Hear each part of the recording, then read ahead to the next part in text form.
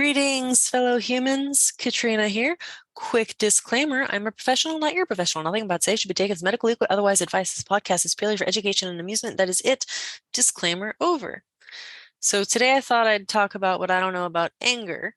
And I don't know everything about anger, so today we'll just cover what anger is, what personality traits are linked to anger, and a bit on how to manage anger.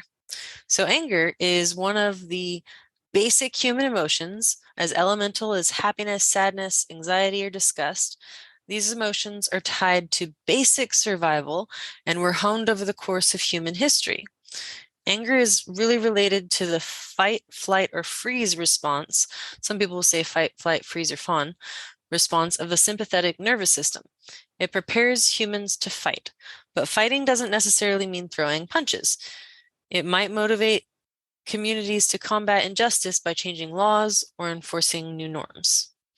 So anger is too easily or frequently mobilized, can undermine relationships or even damage your physical health in like the long term.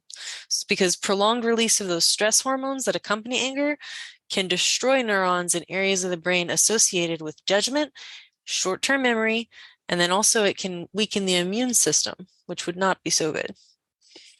So are you curious about which personality traits are linked to anger? I'll tell you a bit about it. So research suggests that the tendency to become angry is associated with high neuroticism and low agreeableness. So a few habits and attitudes that may be linked to anger include entitlement.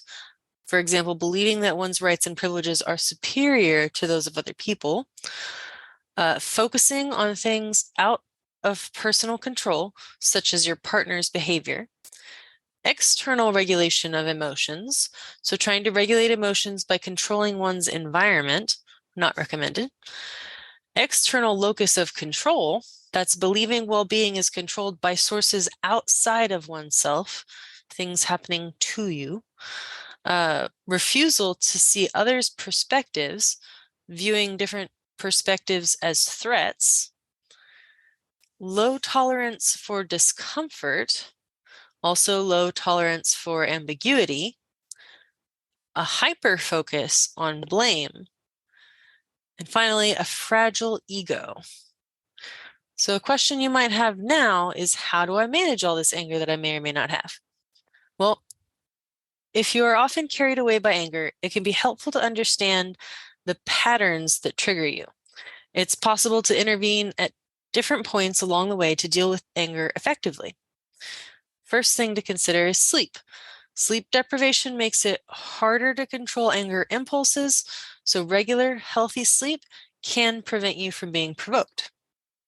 Number two, consider alternative interpretations.